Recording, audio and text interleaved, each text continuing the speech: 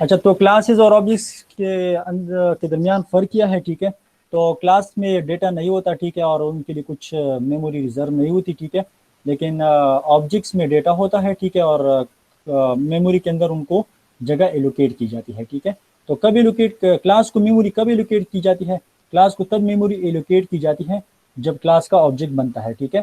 तो जो ही क्लास का ऑब्जेक्ट बनता है तो क्लास को मेमोरी एलोकेट की जाती है, ठीक है।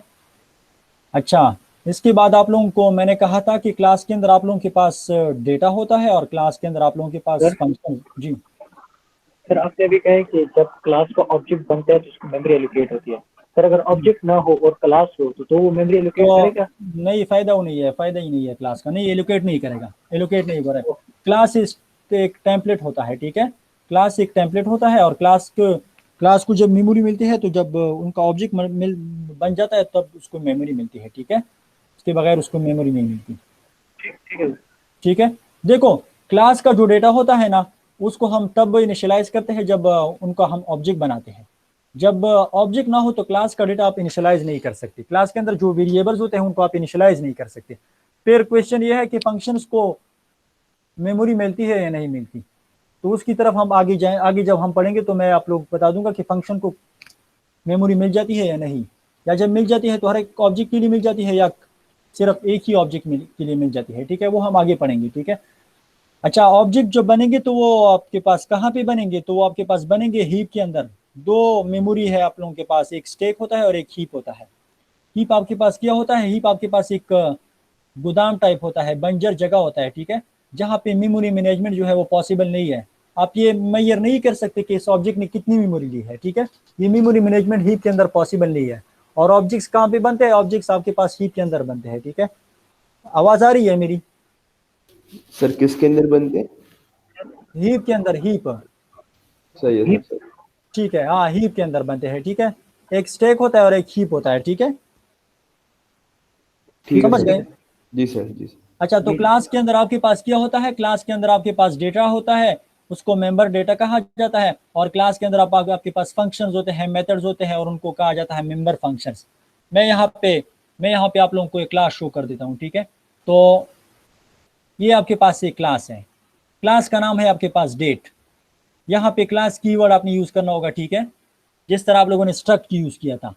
तो वहां पे आपके पास डेटा मेंबर्स थे, इंटीजर वाई एम और डी, सेम एज स्ट्रक्चर।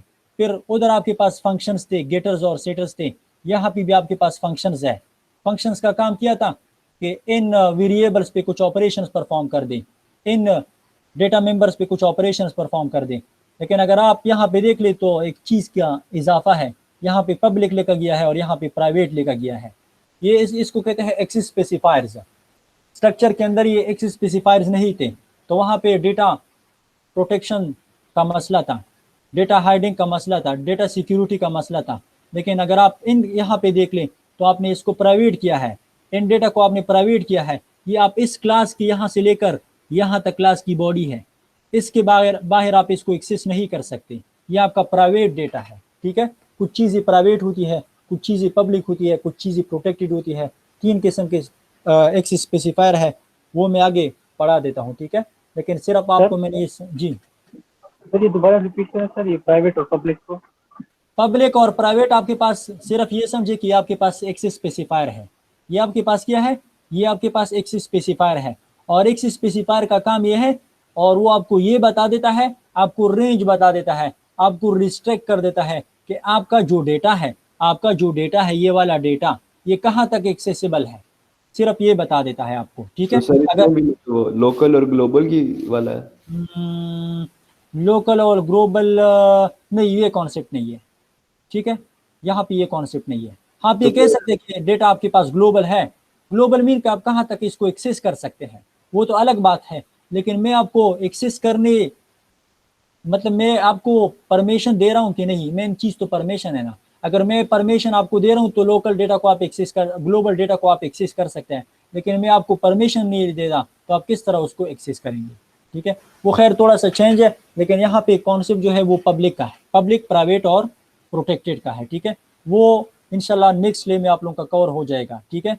उन पे डिफरेंट एग्जाम्पल हम करेंगे और वो प्रैक्टिकली मैं कराऊंगा, ठीक है। क्योंकि ये इनको अगर आप इनको सीख ले कि यह कहाँ से कहाँ तक एक्सेसिबल है, ठीक है, वो तो आपने स्टेटमेंट सीख लिए, लेकिन जब आप प्रैक्टिकली नहीं करेंगे तो फिर आप लोगों के जहन में ये बात नहीं बैठ जाएगी, ठीक है। वो हम आगे पढ़ेंगे, लेकिन आप लोग सिर्फ ये देखें कि स्ट्रक्चर और इसमें फ़र्क क्या है।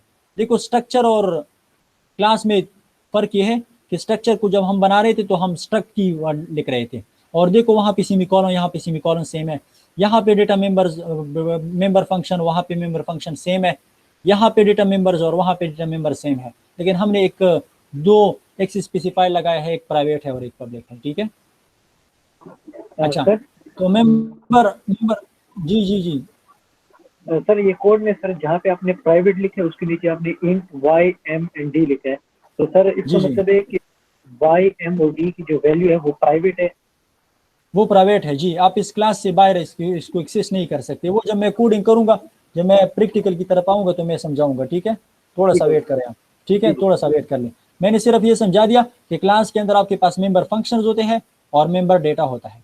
ये आपके पास मेंबर फंक्शंस हो गए और ये आपके पास मेंबर डेटा हो गया। और आप लोगों को मैंने कहा था कि जिसने स्ट्रक्चर सीख लिया उनके लिए क्लासेस आसान होंगी, ठीक है।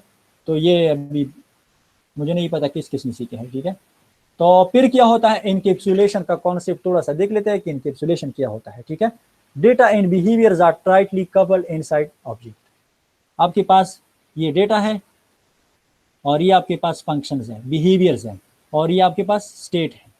ये एक रेपर के अंदर, एक बॉक्स के अंदर क्या हो चुके हैं, इनकैप्सुलेट हो चुके हैं। ये यहाँ से लेकर यहाँ तक इस यूनिट के अंदर मौजूद है। और इस यूनिट को इम्प्लीमेंटेशन कब मिलेगा, जब इस क्लास का हम ऑब्जेक्ट बनाएंगे। ऑब्जेक्ट हम किस तरह बनाएंगे वो हम आगे देखेंगे, ठीक है। लेकिन ये इनकैप्सुलेट हो चुके हैं। Combined data and function in a single container. ये आपके पास एक सिंगल कंटेनर है, यहाँ से लेकर यहाँ तक आपके पास एक सिंगल कंटेनर है। और उस कंटेनर के अंदर आपके पास क्या क्या है, जी जी इसरा बताएं, तलहा बताए, तलहा जी, मुजम्मिल आप बताएं, अब्दुल मनान आप बताएं, खफीउल आप बताएं। सर मैं अभी आया हूँ तो मुझे सर नहीं पता। सर स्ट्रक्चर के क्वेश्चन अंदर, रिपीट करें सर। स्ट्रक्चर के अंदर क्या थे, स्ट्रक्चर के अंदर डेटा टाइप्स थी sir. Variable, data member, structure variable sir, data member and data function. Sir data member थे, सेटर्स थे, गेटर्स थे। तवज्जो से नहीं सुनते आप लोग, लेक्चर को तवज्जो से नहीं सुनते, ठीक है। देखो स्ट्रक्चर के अंदर आपके पास वेरिएबल्स थे, डेटा मेंबर्स थे, मेंबर फंक्शंस थे, ठीक है। और वो आपने सिंगल एक कंटेनर के अंदर बंद किए थे, एक बॉक्स के अंदर आपने बंद किए थे। वो बॉक्स क्या था, वो बॉक्स आपके पास स्ट्रक्चर था। लेकिन यहाँ पे बॉक्स क्या है, आपके पास एक क्लास है। यहाँ से लेकर यहाँ तक कि जो मैंने हाईलाइट किया है, इस ब्रैकेट और इस ब्रैकेट के अंदर आपने कुछ चीजें एम्बिड की है, एक कंबाइन की है। और वो कौन कौन सी चीजें हैं, वो आपके पास डेटा मेंबर्स है, वो आपके पास मेंबर फंक्शंस है, मेथड्स है, ठीक है। इसको आपने एक सिंगल बॉक्स के अंदर एम्बिड किए हैं और इस बॉक्स का नाम है, इस बॉक्स के अंदर जो आपने एम्बिड किए हैं, ठीक है, इस बॉक्स का नाम है क्लास या ऑब्जेक्ट। और इस प्रोसेस का नाम है आपके पास इनकैप्सुलेशन। इस प्रोसेस का नाम है आपके पास encapsulation. The combining of both data and function into a single unit. Single unit क्या था, क्लास था, ठीक है। आप इसको बॉक्स भी कह सकते हैं, आप इसको रेपर भी कह सकते हैं। ये इसका एग्जांपल है। It is ripped with different medicine. Capsule क्या होता है, रेप होता है। रेप मीन जिसके अंदर मुख्तलिफ मेडिसिन होते हैं, ठीक है। और अगर क्लास का कैप्सूल आप देख लें, C++ में अगर आप इनकैप्सुलेशन का कॉन्सेप्ट देख लें, तो एक क्लास आपके पास एक कैप्सूल होता है, ठीक है। उसके अंदर आपके पास वेरिएबल्स होते हैं और उसके अंदर आपके पास फंक्शंस होते हैं या मेथड्स होते हैं। अभी अगर आप लोग, आपसे कोई पूछ ले कि व्हाट इज इनकैप्सुलेशन, तो आपने बताना होगा कि इनकैप्सुलेशन आपके पास एक प्रोसेस है जहाँ पे हम जहाँ पे हम ऑब्जेक्ट्स, जहाँ पे हम डेटा मेंबर्स और मेंबर फंक्शंस एक सिंगल यूनिट के अंदर, एक सिंगल बॉक्स के अंदर, एक सिंगल रेपर के अंदर क्या करते हैं, कंबाइन कर देते हैं। और इस प्रोसेस का नाम है इनकैप्सुलेशन। है कोई मसला? नो सर सही है अभी। क्लियर है सर। जी बाकी लोग, उरूज अफरीदी, महद अशरफ। सर थोड़ा सा सर। रिपीट कर दें ये प्रोसेस। अच्छा, मैं अगर आपको बता दूं कि आपके पास डेटा है और आपके पास फंक्शंस हैं, एक स्टूडेंट है, उनकी उनकी प्रॉपर्टीज है, उनके उनका डेटा है, ठीक है। अगर मैं इन डेटा और उसके कुछ फंक्शंस जो कि वो करने जा रहे हैं उनको मैं एक सिंगल यूनिट के अंदर बंद कर दूं, एक सिंगल बॉक्स के अंदर बंद कर दूं, एक बॉक्स ले लूं और उसके अंदर उनको कंबाइन कर दूं, इन दोनों चीज़ों को, स्टूडेंट के फंक्शंस, स्टूडेंट का डेटा, वेरिएबल्स, उनको एक सिंगल बॉक्स के अंदर बंद कर दूं, तो इस कॉन्सेप्ट का नाम है इनकैप्सुलेशन। और वो बॉक्स आपके पास क्या है? वो बॉक्स आपके पास क्लास है, वो बॉक्स आपके पास ऑब्जेक्ट है, ठीक है। यहाँ पे इस एग्जांपल को आप देख लें, आपके पास यहाँ पे मेथड्स है, ये जो ग्रीन दिखाई दे रहा है, और ये दूसरा जो कलर है यहाँ पे वेरिएबल है, और इन दोनों को हमने एक कैप्सूल के अंदर इनकैप्सुलेट किया है, एक सिंगल यूनिट के अंदर कंबाइन किया है, और वो यूनिट आपके पास क्लास है। अभी समझ गए? यस सर, समझ आ गई। महद अशरफ आप समझ गए? यस सर, समझ आ गई। कहाँ इमरान आप? देखो ये सर दोबारा आप लोगों के लिए नहीं कराएंगे, ठीक है सर, जो ही क्लास स्टार्ट करेंगे तो वो आगे से स्टार्ट करेंगे, ठीक है। तो इसलिए मैं यहाँ पे थ्योरी पे ज़्यादा वो तवज्जो दे रहा हूँ, ठीक है। तो आपके पास डेटा हाइडिंग का मतलब क्या है? अगर आपसे कोई पूछे कि डेटा हाइडिंग का मतलब क्या है, तो आपने बताना होगा कि आपका जो डेटा है वो कोई एक्सेस ना कर सके, ठीक है। डेटा हाइडिंग का मतलब यह है कि आपका डेटा कोई आपके बगैर, आपकी इजाज़त के बगैर एक्सेस ना कर सके, ठीक है। तो making data to be access from within the द क्लास। अगर आपका डेटा है, मैं आपको बता दूं कि आप लोगों का जो डेटा है या यहाँ पे जो क्लास हो रही है, वो ये जो डेटा है या ये जो लेक्चर है, आप इनको किसी और को ना दे, ये सिर्फ इस क्लास तक महदूद है कि आप अपने अपने दरमियान शेयर कर दें, एक दूसरे के साथ शेयर कर दें, लेकिन ऐसा ना करें कि आप सॉफ्टवेयर इंजीनियरिंग वालों के साथ इसको शेयर कर दें। तो ये मैंने क्या कर दिया, ये मैंने क्या कर दिया, ये आप लोगों ने क्या कर दिया, डेटा को हाइड कर दिया, ठीक है, कि आपका डेटा जो है वो कहाँ तक एक्सेसिबल है। इस प्रोसेस का नाम, इस प्रोसीजर का नाम है डेटा हाइडिंग, ठीक है। फिर आपके पास एक टर्मिनोलॉजी है, कुछ एक्स स्पेसिफायर यूज होते हैं। एक्स स्पेसिफायर का मतलब ये है कि कहाँ तक आपका डेटा एक्सेसिबल है, क्लास से बाहर आपका डेटा एक्सेसिबल है या नहीं है, आया कहाँ तक एक्सेसिबल है, और इस प्रोसेस का नाम है एक्स स्पेसिफायर। और 3 किस्म के एक्स स्पेसिफायर आपके पास हो सकते हैं, एक पब्लिक हो सकता है, एक प्रोटेक्टेड हो सकता है, और एक प्राइवेट हो सकता है। जी कौन कौन से हो सकते हैं? जी अब्दुल्ला आप बताएं, अब्दुल्ला आप बताएं। फरहान अब्बासी आप बताएं।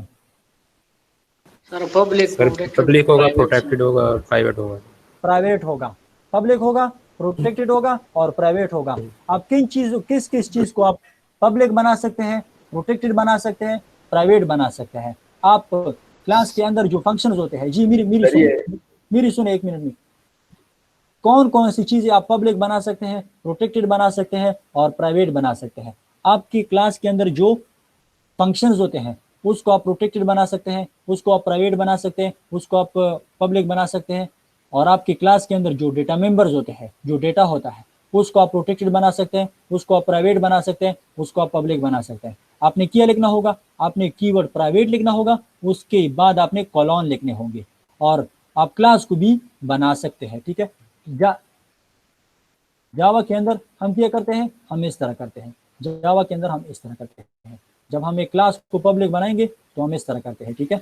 सिंटैक्स मैंने कहा सिंटैक्स चेंज है, लेकिन कॉन्सेप्ट आपके पास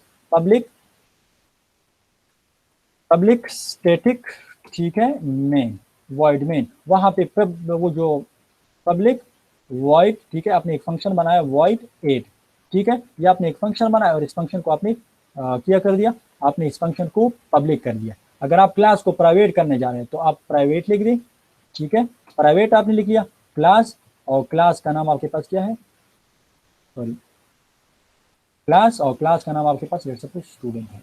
तो आपने एक क्लास बनाया स्टूडेंट के नाम से और उस क्लास को आपने प्राइवेट कर दिया, ठीक है, ताकि बाहर उसको कोई एक्सेस ना कर सके। जी अभी बताएं। सर ये प्रोटेक्टेड और प्राइवेट तो सेम चीज है ना? नहीं सेम नहीं है, ये फिर जब हमें इनहेरिटेंस पढ़ेंगे, आपने और लिखा हुआ है इधर, प्रोटेक्टेड और प्राइवेट। नहीं वो आप नहीं समझे ना, ये हो सकते हैं, आपको इसका मतलब ये है कि प्राइवेट भी हो सकता है प्रोटेक्टेड भी हो सकता है और प्राइवेट भी हो सकता है और डिफॉल्ट भी हो सकते हैं। इस हर एक का अपना एक मीनिंग है और हर एक का अपना एक एक्सेस है, लेकिन वो एक्सेस कुछ तो यहाँ पे मैं क्लासेस के अंदर बताऊंगा, लेकिन जो प्रोटेक्टेड है उनकी आप लोगों को यहाँ पे समझ नहीं आएगी क्लासेस के अंदर, क्योंकि इनका ताल्लुक जो है वो इनहेरिटेंस के साथ है, इसका ताल्लुक जो है वो इनहेरिटेंस के साथ है। लेकिन अगले लेब में ये सारे आप लोगों के क्लियर हो जाएंगे with detail, with complete examples इंशाल्लाह। ठीक है, सेम नहीं है, सारे जो है ठीक मुख्तलिफ है सर, इंशाल्लाह क्लियर हो जाएगा। ठीक है। अच्छा, इसके बाद एक और कॉन्सेप्ट है, और ये ऑब्जेक्ट ओरिएंटेड का पहला कॉन्सेप्ट हमने पढ़ लिया। पहला कॉन्सेप्ट आप लोगों के पास था क्लासेस और ऑब्जेक्ट्स, जो कि आप लोग समझ गए, थ्योरेटिकली आप लोग समझ गए, और थोड़ा बहुत आप लोगों ने सिंटैक्स को भी देखा। ठीक है, इसके बाद आप लोगों के पास है इनहेरिटेंस। आप लोगों ने पढ़ा होगा इनहेरिटेंस। इनहेरिटेंस आप लोगों ने बायोलॉजी के अंदर एक टॉपिक पढ़ा होगा, क्या नाम था उसका? हेरिडिटी कैरेक्टर्स, याद है? हेरिडिटी कैरेक्टर्स सर बायो नहीं पढ़ी सर। 8th क्लास बायो वाले नहीं। बायो पढ़े सीएस के लिए 8th क्लास की। सर हमारी चलो बायो बस ठीक है, ठीक है। चलो मैं एक एग्जांपल के जरिए समझाने की कोशिश करता हूँ। मैं कहता हूँ कि आपके जो पेरेंट्स हैं उनसे कुछ प्रॉपर्टीज आपने इनहेरिट किए हैं। देखो, कुछ लोग कहते हैं कि ये बाप की तरह या अम्मी की तरह, ये इस तरह के कुछ उनके प्रॉपर्टीज इस तरह है, उनकी तरह ये उसके साथ मैच करते हैं। तो जब मैच करते हैं, कैसे मैच करते हैं? क्योंकि वो प्रॉपर्टीज उसने अपने पेरेंट्स से या माँ से या वालिद साहब से किया की है, इनहेरिट किए हैं। ठीक है, तो अगर आपके पास एक क्लास है, मेन क्लास, उसको पेरेंट क्लास कहते हैं, और दूसरा क्लास इसको इनहेरिट करता है, ठीक है, यूजिंग सम कीवर्ड्स, ठीक है, तो चाइल्ड क्लास बनेगा। तो चाइल्ड क्लास के अंदर पेरेंट क्लास के सारे फंक्शंस, सारे के सारे प्रॉपर्टीज इनहेरिट किए जाएंगे। यानी तो सर मतलब प्राइवेट हो बेशक पब्लिक हो, दोनों? उसमें फिर हम देखते हैं कि प्राइवेट बनाना होगा या नहीं बनाना होगा। ठीक है, उसमें फिर हम देखते हैं।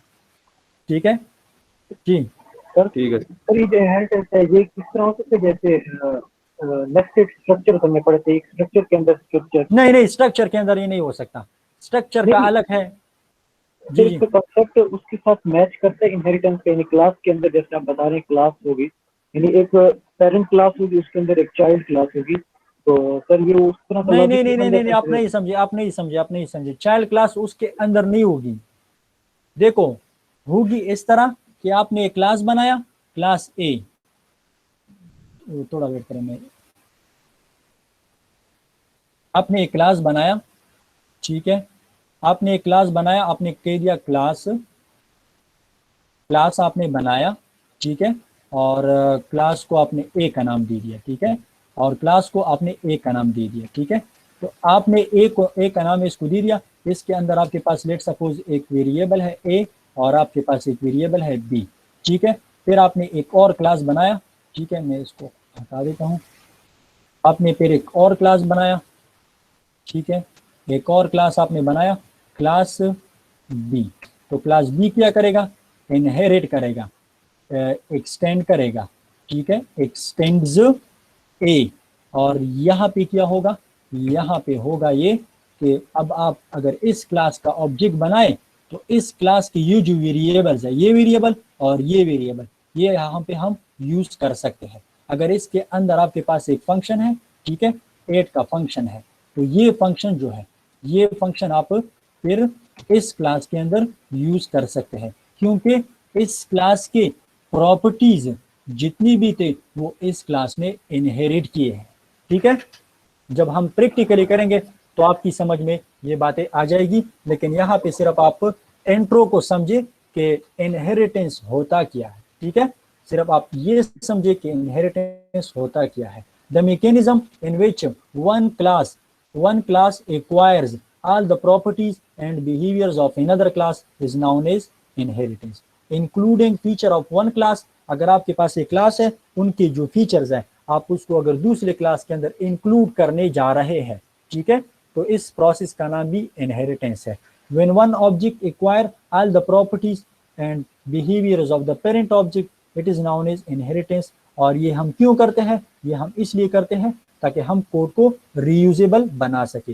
कोड रीयूजेबिलिटी जो है, अगर आपसे कोई पूछे कि code reusability object oriented programming के अंदर कैसे पॉसिबल है, तो आपने बताना होगा कि यूजिंग इनहेरिटेंस, इनहेरिटेंस का जो कॉन्सेप्ट है उसको यूज करके हम कोड को रीयूजेबल बना सकते हैं। 1% तो समझ गए ना इनहेरिटेंस की डेफिनेशन को? जी जी सर। 1%। बस सिंपल आप ये बताएं कि आपके पास अगर क्लास है और उस क्लास को दूसरा क्लास इनहेरिट कर दे, उसकी कुछ प्रॉपर्टीज अपने आप में इंक्लूड कर दे, ठीक है। बस आप पेरेंट वो जो नॉर्मल डेली लाइफ एग्जांपल है वो आप ले लें, ठीक है, तो उसको ज़रा कंपेयर कर दे इसके साथ, तो फिर आप लोगों की अंडरस्टैंडिंग बढ़ जाएगी, ठीक है। समझ गए इनहेरिटेंस को? जी जी सर। एक टॉपिक था बायोलॉजी के अंदर, अगर आप लोग बायोलॉजी वाले आप लोगों के साथ कोई है तो उनसे आप पूछे हेरिडिटी कैरेक्टर्स। हेरिडिटी कैरेक्टर्स एक टॉपिक था, जब पेरेंट्स के प्रॉपर्टीज चाइल्ड्स के अंदर आ जाते हैं, ठीक है। Yes sir. पैदाइश के दौरान, तो वो जो है वो आपके पास फिर इनहेरिटेंस कहलाता है, हेरिडिटी कैरेक्टर्स, ठीक है, उन कैरेक्टर्स को। अच्छा, इसके बाद आपके पास एक टॉपिक है पॉलीमॉर्फिज्म। पॉलीमॉर्फिज्म इसके लिए एक वर्ड यूज होता है, लेकिन वो अभी मैं यूज नहीं करता, जब आप लोग फिजिकली आ जाएंगे तो मैं आप लोगों के साथ वो, क्योंकि थोड़ा सा इनफॉर्मल है, ठीक है। When one task is perform by different phase, when one task is perform by different phase, ठीक है। लेट सपोज साथ है, साथ जो है मेरे साथ एक बात करता है और जैन के साथ दूसरी बात करता है, ठीक है। फिर जब वो काशिफ के साथ मिलता है तो कोई और तरीके से बात करता है, ठीक है।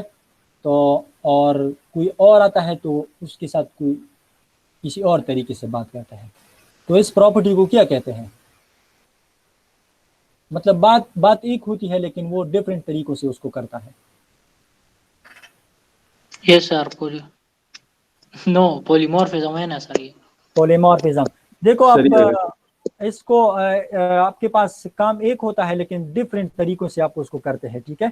इस प्रोसेस का नाम है polymorphism. Poly mean many, morpheme many shapes, मुख्तलिफ अंदाज से, मुख्तलिफ तरीकों से आप उसको करने जा रहे हैं, ठीक है। यहाँ पे अगर आप लोग देख लें, एक सेलमैन है, जो शॉप के अंदर एक सेलमैन होता है, वो आपको एक तरीके से डील करता है, आपको कहता है कि 1000 से कम नहीं है, दूसरा जब आएगा तो उसको कहता है कि नहीं 1500 से कम नहीं है, और वो डिफरेंट अंदाज में आपको कन्विंस करने जा रहा है, ठीक है।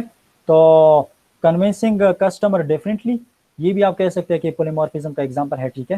तो ड्रॉ समथिंग, आप किसी चीज़ को ड्रॉ करने जा रहे हैं, आप रेक्टेंगल बनाने जा रहे हैं, आप स्क्वायर बनाने जा रहे हैं, ठीक है। तो ये आप डिफरेंट एक्शंस हो सकते हैं।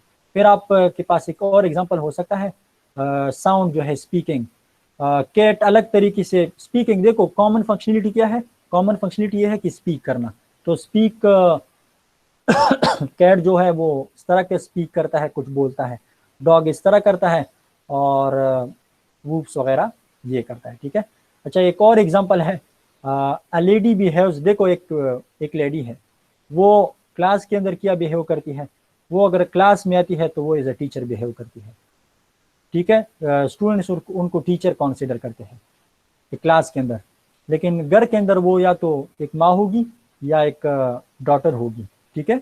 एंड ये ओवरलोडिंग की तरह का इसके अंदर। जी आप कह सकते हैं, लेकिन खैर जब हम आगे पढ़ेंगे ना तो फिर आपको समझ आ जाएगी, ठीक है, पॉलीमॉर्फिज्म को जब हम प्रैक्टिकली करेंगे कोडिंग के अंदर।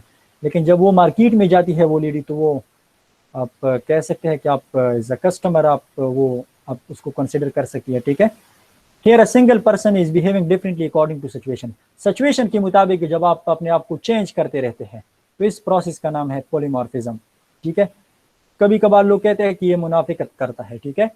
मुनाफिकत जो है वो आप कह सकते हैं कि पॉलीमॉर्फिज्म का एक एग्जांपल है, ठीक है। बाकी तो समझते हैं ना? जी जी सर। Yes sir. ठीक है, बस इस एग्जांपल को मैंने अभी बता दिया, अच्छी बात नहीं है, लेकिन खैर मैंने इसलिए बता दिया ताकि आप लोग सीख जाए, ठीक है। अच्छा, इसके बाद फिर पॉलीमॉर्फिज्म जो है वो किन तरीकों से हम अचीव कर सकते हैं, ठीक है। उसके लिए हमारे पास 2 तरीके हैं, रन टाइम पॉलीमॉर्फिज्म है और कंपाइल टाइम पॉलीमॉर्फिज्म है, ठीक है। रन टाइम में फिर वर्चुअल फंक्शंस आते हैं, कंपाइल टाइम में आपके पास फंक्शंस और लोडिंग आप लोगों ने पढ़ा है, और एक ऑपरेटर ओवरलोडिंग है, वो हम आगे पढ़ेंगे, ठीक है। ये देखिए पॉलीमॉर्फिज्म का एक एग्जांपल है, ठीक है। तो इसके बाद आपके पास एक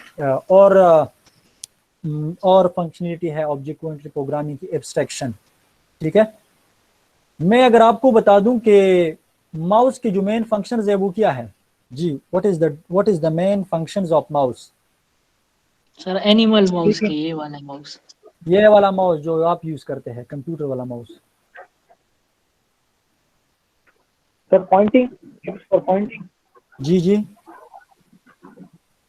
नॉर्मली देखो ना, हम कहते हैं राइट क्लिक और लेफ्ट क्लिक, और अगर आप देख ले तो उसके अंदर एक पहिया होता है जो कि स्क्रोलिंग पर्पस के लिए यूज होता है, ठीक है। तो ये तीन इसके मेन फंक्शनलिटी है। आप लोग माउस यूज करते हैं, लेकिन आप लोगों ने कभी नहीं सोचा होगा कि इसके अंदर क्या है। आप सिर्फ उससे काम ले लेते हैं, उसकी जो इंटरनल जो डिटेल है उसको हाइड किया होता है, ठीक है। आप सिर्फ उनको यूज करने जा रहे हैं, उनकी फंक्शनलिटी को यूज करने जा रहे हैं। अगर इस तरह का कॉन्सेप्ट आ जाए तो इस कॉन्सेप्ट को आप कह सकते हैं एब्स्ट्रैक्शन, ठीक है। फोन कॉल है, we don't know the internal processing. हम फोन पे बात करते हैं, कॉल करते हैं, मैसेजेस करते हैं, लेकिन हम ये नहीं कहते या हम ये नहीं सोचते कि किस तरह करता है और इस तरह करता है और इस तरह करता है। हम सिर्फ फोन पे बात करते हैं, ठीक है। अच्छा, data abstraction is one of the most essential and important feature of object oriented programming, ठीक है। Abstractions mean displaying only essential information and handling the detail. जो जरूरी डिटेल है वो हम डिस्प्ले कर देते हैं, और जो गैर जरूरी डिटेल है उनको हम डिस्प्ले नहीं करते, ठीक है। Data abstraction refers to providing only essential information about the data to the outside world, hiding the background detail और implementation detail, ठीक है। चलो है, फिर हम जब आगे ये पढ़ेंगे तो फिर मैं आपको डिटेल में समझाऊंगा, ठीक है, with help of examples coding. फिर आप लोगों की अंडरस्टैंडिंग इंशाल्लाह हो जाएगी, ठीक है। इसके बाद आप लोगों के पास रियल वर्ल्ड का एक एग्जांपल है, ठीक है। आपके पास एक मैन है, वो कार को ड्राइव कर रहा है, ठीक है। The man only knows the pressing the accelerator will increase the speed of the car, ठीक है। वो उनको ये पता है कि अगर आप मैं एक्सेलरेटर को प्रेस करता हूँ तो कार की जो स्पीड है वो इंक्रीज हो जाएगी, और मैं जब ब्रेक को अप्लाई कर देता हूँ तो कार क्या हो जाता है, स्टॉप हो जाता है। But he does not know about how on pressing accelerator the speed is, how को वो नहीं सोचता, वो ये सोचता है कि व्हाट क्या होता है, वो हाउ का नहीं सोचता, ठीक है। Speed is actually increasing, he does not know about the inner mechanism of the car और the implementation of the accelerator brakes in the car, ठीक है। We can implement abstraction using abstract classes and header files, ठीक है। वो हम आगे पढ़ेंगे, ठीक है। और जावा के अंदर इनके लिए एक कॉन्सेप्ट यूज होता है इंटरफेसेस, जो कि 100% एब्स्ट्रैक्शन आपको दे देता है, ठीक है। अच्छा, इसके बाद एक और प्रॉपर्टी है ऑब्जेक्ट ओरिएंटेड प्रोग्रामिंग की, वो है आपके पास ओवरलोडिंग। ठीक है। तो operator overloading is a compile time polymorphism in which operator is overloaded to provide special meaning to the user defined data types. मैं अगर आपको ये बताऊं, मैं अगर ये बता दूं कि व्हाट इज दिस, तो आप कहते हैं कि आपके पास user defined parameter data types है। मैं अगर आपको बता दूं कि आप a प्लस बी कर दो, a प्लस बी, तो इसके दरमियान ये क्या यूज हुआ है, व्हाट इज दिस, ऑपरेटर। लेकिन ये यूजर डिफाइंड डेटा टाइप्स नहीं है, ये हमारे पास बिल्ट इन डेटा टाइप्स है। मैं अगर आपको बता दूं कि आप यूजर डिफाइंड डेटा टाइप्स पे ऑपरेटर्स अप्लाई कर दें, तो इस मैकेनिज्म का नाम है ऑपरेटर ओवरलोडिंग। अपने ऑपरेटर को ओवरलोड करना होता है। Operator overloading is used to overload और redefines most of the available operators. ये प्लस का जो ऑपरेटर्स होगा ये फिर हम ऑब्जेक्ट्स पे अप्लाई करेंगे, ठीक है। It is used to perform the operation on user defined data types, ठीक है। फॉर एग्जांपल आपके पास प्रोवाइड्स द एबिलिटी, आपके पास C++ provides the ability to add variables of user defined data types, ठीक है, that is applied on built in data types. ये हम आगे फिर पढ़ेंगे, ठीक है। फिर आपके पास एक कॉन्सेप्ट है, ये देखिए मैं यहाँ पे कोड के जरिए, व्हाट इज दिस जी, what is this, variable, integer, data members. जी, जिसने वेरिएबल इंटीजर बताया, टाइप वेरिएबल सर। जिसने इंटीजर टाइप वेरिएबल बताया वो भी ठीक है, जिसने मेंबर डेटा बताया वो भी ठीक है, और जिसने डेटा टाइप ये बताया वो भी ठीक है, सबने ठीक बता दिया, ठीक है। लेकिन अभी ये अगर आप देखते तो ये क्लास के अंदर मौजूद है, ये क्लास के अंदर मौजूद है, और मैंने आपको बताया था कि क्लास का जब आप लोग ऑब्जेक्ट बना लेते हैं तो इसको फिर मेमोरी मिल जाती है। इन वेरिएबल्स को मेमोरी कब मिलती है? जब आप क्लास का ऑब्जेक्ट बनाते हैं। और क्लास का ऑब्जेक्ट मैंने आपको बताया था कि इस प्रोसेस का नाम है इंस्टांसिएशन। क्लास का ऑब्जेक्ट जब आप लोग बनाते हैं तो इस प्रोसेस का नाम है इंस्टांसिएशन, यानी आप क्लास का इंस्टेंस बना रहे हैं, आप क्लास का इंस्टेंस बना रहे हैं। और जब क्लास का इंस्टेंस बन जाता है तो इनको मेमोरी मिलती है। इन वेरिएबल को मेमोरी कब मिलती है? जब क्लास का इंस्टेंस बन जाता है। और इन वेरिएबल्स को इसलिए हम इंस्टेंस वेरिएबल्स कहते हैं। इन वेरिएबल्स को हम इंस्टेंस वेरिएबल्स इसलिए कहते हैं कि जब क्लास का ऑब्जेक्ट बनता है, जब क्लास का इंस्टेंस बनता है तो तब इसको मेमोरी एलोकेट होती है। इसलिए इस क्लास को, इस वेरिएबल्स को हम डेटा मेंबर्स भी कह सकते हैं और इनको हम इंस्टेंस वेरिएबल्स भी कह सकते हैं। ये समझ गए कि हम इसको इंस्टेंस वेरिएबल क्यों कहते हैं? जी सर इंस्टेंस बना यस रहे हैं सर। इसलिए। समझ गया सर। जब क्लास को मेमोरी लोकेट हो जाती है तो इंस्टेंस बन जाता है, और जब इंस्टेंस बन जाता है तो इन वेरिएबल्स को मेमोरी लोकेट हो जाती है, और इसलिए हम इसको इंस्टेंस वेरिएबल कहते हैं। सर ये तीनों ठीक है? ऑब्जेक्ट है ना इस क्लास के? नहीं, ये ऑब्जेक्ट नहीं है, ये सिंपल वेरिएबल है। ऑब्जेक्ट की तरफ मैं जाता हूँ अभी, ठीक है, मैं ऑब्जेक्ट की तरफ आगे जाऊंगा, ठीक है, ऑब्जेक्ट की तरफ मैं आगे जाऊंगा। ये आपके पास क्या है? ये आपके पास इंस्टेंस वेरिएबल्स है। ऑब्जेक्ट के अंदर जो सिंपल वेरिएबल, क्लास के अंदर जो सिंपल वेरिएबल यूज होते हैं, ठीक है, उसको इंस्टेंस वेरिएबल कहते हैं, ठीक है। और ये क्लास के अंदर होते हैं। ये कहाँ पे होते हैं? क्लास के अंदर होते हैं, ठीक है। It instance variable does not give memory at compile time, ये रन टाइम मेमोरी ले लेता है, ठीक है। When object instance is created, that is why it's called instance variables. It gets memory at run time when object instance is created, that is why it's called instance variables. और ये simple आपके पास data members भी है और ये आपके पास instance variables भी है। एक आपके पास एक और कीवर्ड यूज होता है, स्टैटिक कीवर्ड। स्टैटिक कीवर्ड, जब आप इस वेरिएबल के साथ आप स्टैटिक कीवर्ड को यूज करें, इसको यूज करें, इसको, अगर आपने इंटीजर यहाँ पे लगाया है, इंटीजर से पहले आप स्टैटिक यूज करें तो आपके पास स्टैटिक कीवर्ड, स्टैटिक वेरिएबल बन गया। स्टैटिक वेरिएबल एक टाइम पे मेमोरी ले लेता है और इस वेरिएबल को आप डिफरेंट ऑब्जेक्ट्स के अंदर फिर स्टोर कर सकते हैं या यूटिलाइज कर सकते हैं, ठीक है। अच्छा, चलो मैं एक प्रैक्टिकल की तरफ जाता हूँ, ठीक है। प्रैक्टिकल की तरफ जाते हैं, सिर्फ क्लास का सिंटैक्स देखते हैं कि क्लास के अंदर क्या होता है, ठीक है। चलो मैं एक क्लास बना लेता हूँ, ठीक है।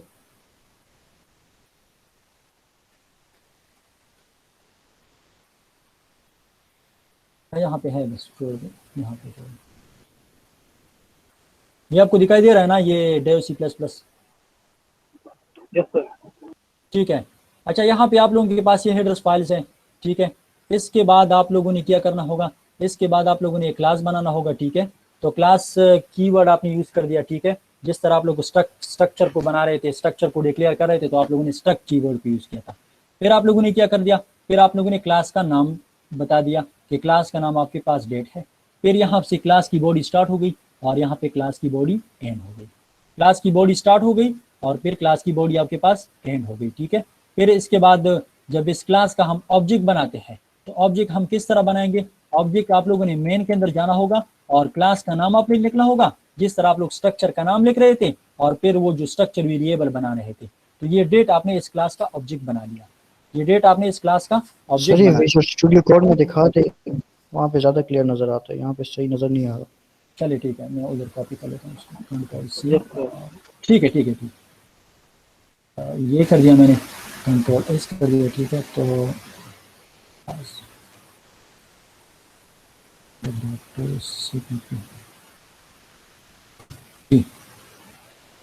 अभी आप देख लें।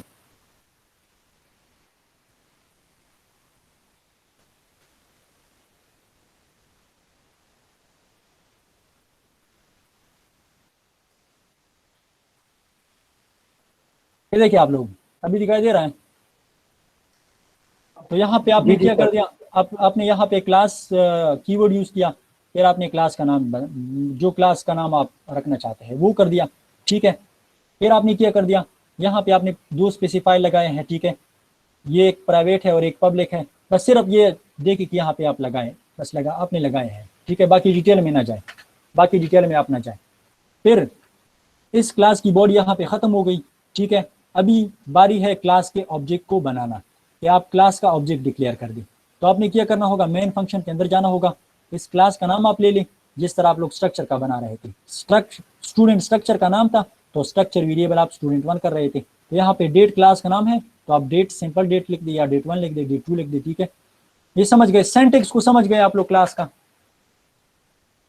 सर ये एक्सेस स्पेसिफायर ये क्या चीज़ है सर? एक्सेस स्पेसिफायर आपको ये बता देता है ना। चलो मैं यहाँ पे कर लेता हूँ। मैंने यहाँ पे फॉर एग्जांपल इंटीजर लिखा, इंटीजर मैंने कर दिया ईयर, ठीक है। फिर मैंने कर दिया इंटीजर और यहाँ पे मैंने कर दिया डेट होता है ना, एक ईयर होता है, एक डेट होता है और एक डे, ठीक है। चलो मैंने पूरा डेट लिख दिया, मंथ होता है, मंथ मंथ सर, और मंथ। डे। सॉरी अच्छा मंथ हो गया। फिर आपके पास क्या होता है, आपके पास फिर डे डे ठीक है, आपके पास डे हो गया। चलिए ठीक है, फंक्शन की तरफ हम पहले नहीं जाते।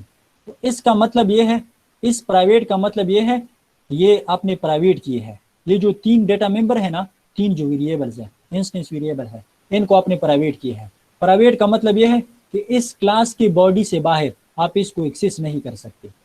कुछ चीज़ें जो है वो फैमिली तक प्राइवेट होती है, कुछ चीज़ें जो है वो अपने वो आप कह सकते हैं कि माँ बाप उसके जो बेटे हैं या बेटियां हैं उन तक प्राइवेट होती है।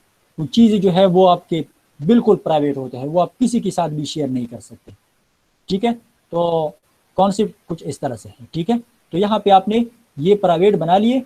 प्राइवेट मीन ये यहाँ पे क्लास, इस क्लास की जो फैमिली है यहाँ से लेकर यहाँ तक ये एक्सेसिबल है, इसके बाहर आप इसको एक्सेस नहीं कर सकते, इसके बाहर आप इसको एक्सेस नहीं कर सकते, ठीक है। खैर मैं डिटेल में फिर आगे नेक्स्ट लेब में कर लूँगा, ठीक है। यहाँ पे मैंने सिर्फ सिंटैक्स को समझा दिया, ठीक है। अभी अगर मैं आपको बता दूं कि व्हाट इज दिस, तो आप कहते हैं कि आपके पास डेटा मेंबर्स है और इसको इंस्टेंस वेरिएबल्स कहा जाता है। इसको इंस्टेंस वेरिएबल इसलिए कहा जाता है कि जब इस क्लास का आप ऑब्जेक्ट बनाएंगे, यानी ये ऑब्जेक्ट आपने बनाया, तो तब इसको मेमोरी एलोकेट हो जाएगी, ठीक है। अभी मैं क्या करूंगा, मैं इनकी वैल्यूज को इनिशियलाइज कर दूंगा। तो मैं किस तरह इनिशियलाइज कर दूंगा, मैं लिखूंगा डेट डॉट ईयर, ठीक है। और यहाँ पे मैं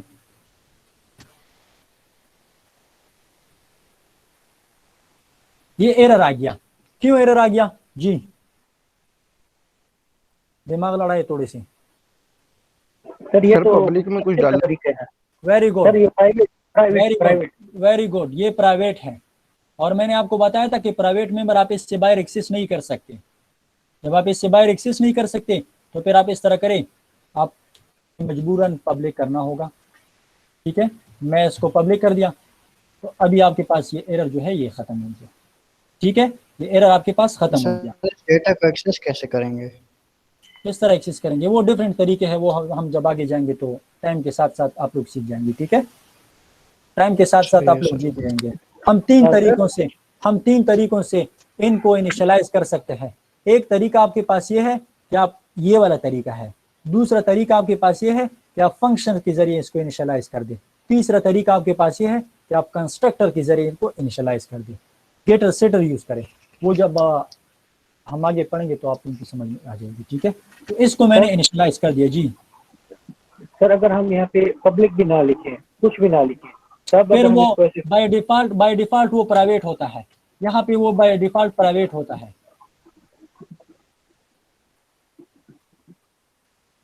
बाय डिफॉल्ट वो प्राइवेट होता है, ठीक है। ओके सर, समझ गए ना, जावा के अंदर बाय डिफॉल्ट प्राइवेट नहीं होता, लेकिन यहाँ पे बाय डिफॉल्ट प्राइवेट होता है, ठीक है। आपने इसको इनिशियलाइज कर दिया, ठीक है। अभी आपने इसको इनिशियलाइज कर दिया, अभी हम मंथ को इनिशियलाइज करने जा रहे हैं। तो आप यहाँ पे मंथ लिख दें, ठीक है, जिस तरह आप स्ट्रक्चर कर रहे थे। तो आप सॉरी डेट के जरिए, ऑब्जेक्ट के जरिए आपने एक्सेस करना होगा। आपने मंथ को कर दिया, ठीक है, आपने 02 कर दिया, इसके बाद आपने क्या करना होगा, इसके बाद आपने डेट डॉट क्या डे है, डे को कर दे, ठीक है, 07 कर दी, जो भी आपने करना है, ठीक है, ये आपने कर दिया। अभी मैं अगर आपको बता दूं कि आप इसको शो कर दें तो किस तरह आप शो करेंगे जी?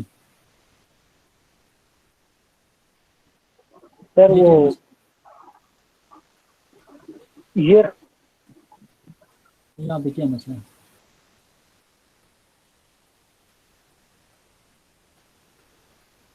सर ये शायद कोड रन करने से ठीक हो जाए। ठीक है, चलो यहाँ पे मैंने क्या करना होगा, जब मैं इसको शो करने जा रहा हूँ तो मैंने क्या करना होगा जी?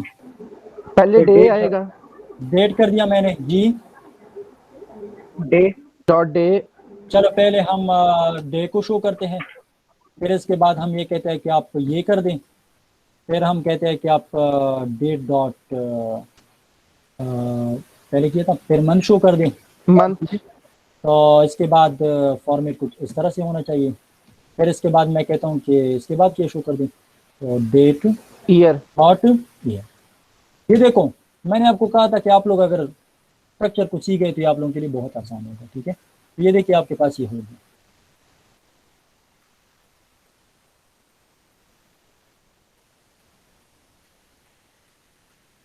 ये देखें उसी फॉर्मेट में आपने डिस्प्ले कर दिया, और ये आपने यूजिंग ऑब्जेक्ट आपने डायरेक्ट इनिशियलाइजेशन की, ठीक है।